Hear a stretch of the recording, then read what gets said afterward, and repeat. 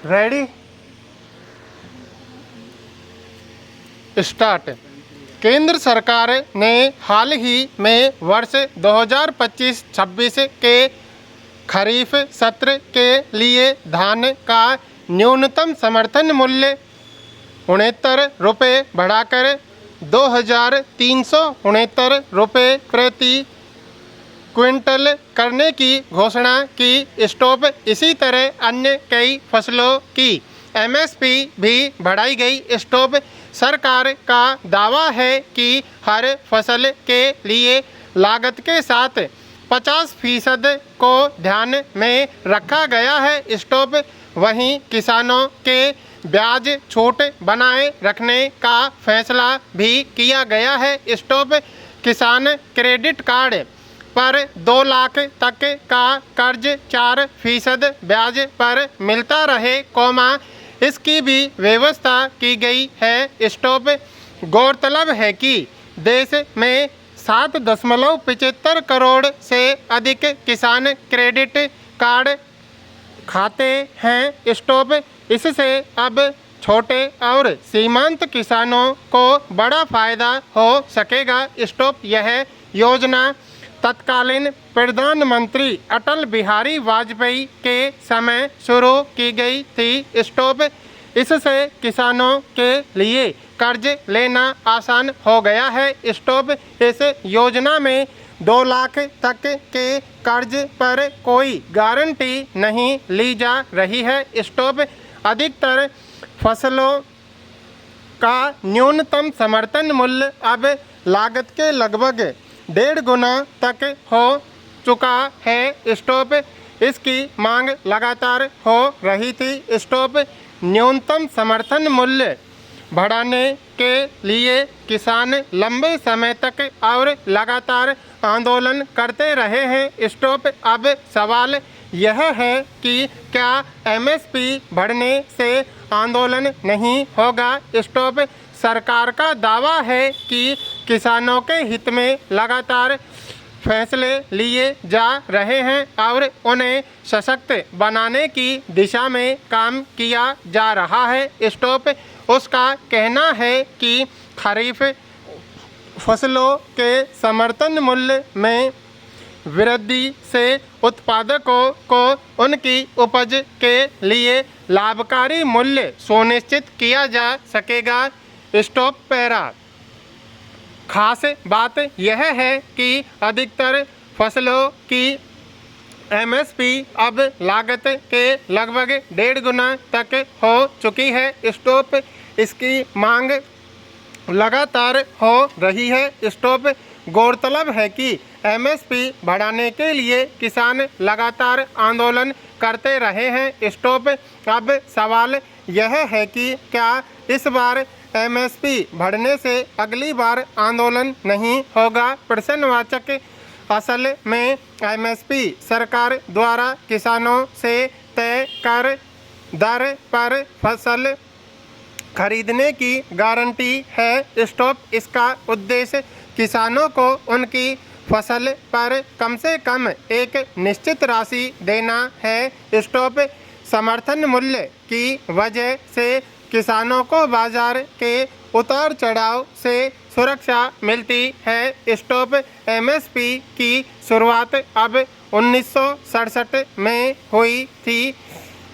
Stop para कृषि विशेषज्ञों का कहना है कि एमएसपी की कानूनी गारंटी देश की खाद्य सुरक्षा सुनिश्चित करने के साथ महंगाई को भी नियंत्रित करेगी। स्टॉप इससे किसानों को बिचौलियों के शोषण से बचाया जा सकेगा। स्टॉप वहीं Indian council for research on international relations, organisation for economic cooperation and development का अध्ययन बताता है कि खेती की कीमतों को कृत्रिम रूप से कम रखने की पक्षपाती सरकारी नीतियों के कारण देश के किसान वर्ष 2000 के बाद से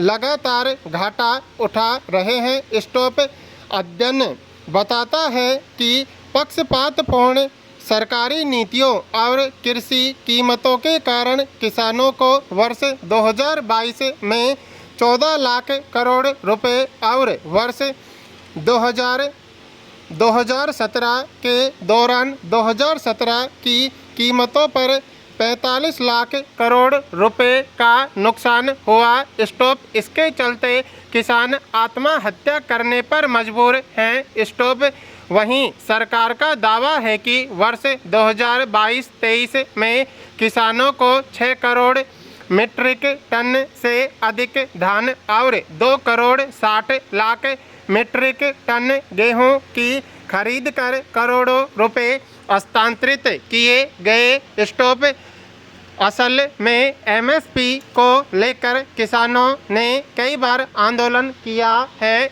स्टॉप वे हर फसल को एमएसपी पर खरीदने की मांग कर रहे हैं। स्टॉप इसके लिए पिछली बार उन्होंने लगभग सभी फसलों की सूची सरकार को सौंपी थी। स्टॉप समर्थन मूल्य बढ़ाने को लेकर केंद्र सरकार का तर्क है कि इससे किसानों की आय बढ़ेगी। स्टॉप हालांकि किसान नेता सरकार के इस दावे से सहमत नहीं है। स्टॉप उनका कहना है कि किसानों की आय बढ़ाने के लिए सरकार के कई उपाय हो सकते हैं। स्टॉप इसके एक है मूल्य स्थिरता कोष का गठन, यानी अब फसलों की बाजार कीमत एमएसपी से नीचे चली जाए, तो सरकार इसकी भरपाई करे। स्टॉप वहीं किसानों को धान गेहूं की फसल की बजाय ज़्यादा कीमत देने वाली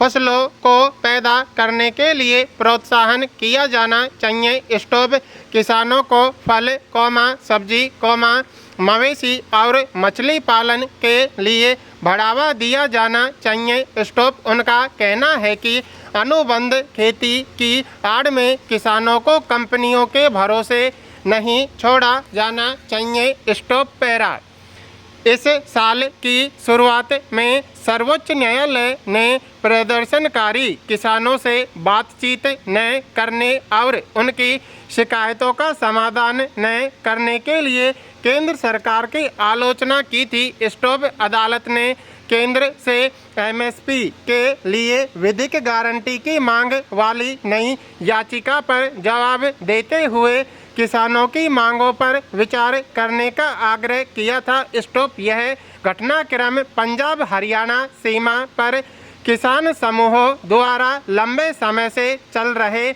विरोध प्रदर्शन से संबंधित था। स्टॉप याचिका में कृषि कानूनों को निरस्त करने के बाद वर्ष 2021 के किसान विरोध प्रदर्शन के दौरान किए गए वादों के आधार पर फसलों पर एमएसपी के लिए विधिक गारंटी की मांग की गई थी। स्टॉप इस याचिका में मांग की गई थी कि कृषि उत्पादकों के लिए स्थिर आय सुनिश्चित करने के क्रम में एमएसपी को विधिक अधिकार के रूप में मान्यता दी जानी चाहिए। स्टॉप असल में किसानों का विरोध प्रदर्शन वर्ष 1991 के आर्थिक उदारीकरण से संबंधित लंबे समय से चली आ रही शिकायतों से प्रेरित है, जिसमें कृषि की तुलना में औद्योगिकरण को प्राथमिकता दी गई थी। स्टॉप यद्यपि सरकार कई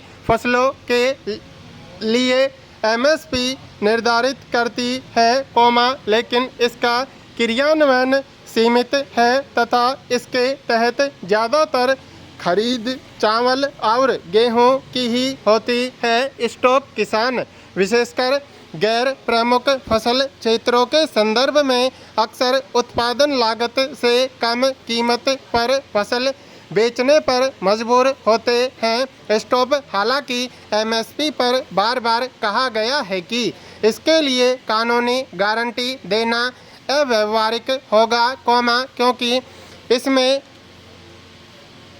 चुनौतियां और खरीद की उच्च लागत शामिल हैं। स्टॉप सरकार ऐसी नीति के आर्थिक प्रभावों को लेकर भी चिंतित है, जिसमें खाद्य महंगाई और बजटीय बाधाएं शामिल हैं। स्टॉप देश भर में सभी फसलों पर एमएसपी लागू करना अपर्याप्त बुनियादी ढांचे के कारण कठिन है, जैसे कि मंडी प्रणाली। स्टॉप एमएसपी के कारण खाद्य पदार्थों की कीमतें बढ़ सकती हैं, जिससे उपभोक्ता प्रभावित हो सकते हैं। स्टॉप असल में एमएसपी तय करने के लिए कृषि लागत एवं मूल्य आयोग की रपट का इस्तेमाल किया जाता है। स्टॉप आयोग उत्पादन लागत, बाजार के रुझान और मांग आपूर्ति के हिसाब से एमएसपी तय करता है। स्टॉप एमएसपी की गणना के लिए एमएसपी खेती की लागत को 3 हिस्सों में बांटना है। स्टॉप इसमें फसल उत्पादन के लिए किसानों के नकदी खर्च के साथ साथ पारिवारिक श्रम का भी हिसाब लगाया जाता है। स्टॉप एमएसपी में बढ़ोतरी से किसानों को लाभकारी मूल्य मिलता है। स्टॉप आयोग ने अपनी मूल्य नीति रपट में एमएसपी पर एक कानून बनाने का सुझाव दिया था। स्टॉप